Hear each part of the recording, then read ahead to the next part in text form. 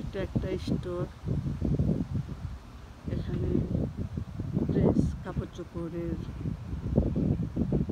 দোকান। এটা label shop.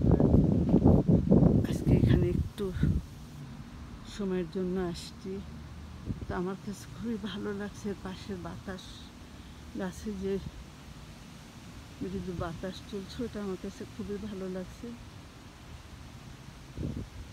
একটু ঘুরাই দেখাইনি। অনেক পার্কিং লট, অনেক বড়। সামনে যত ফাস্ট ফুডের দোকান, টাকো, বার্গার, এখানে সিটস আছে। রাইড 8 বিগ লট, পাশের এটা বিগ লট।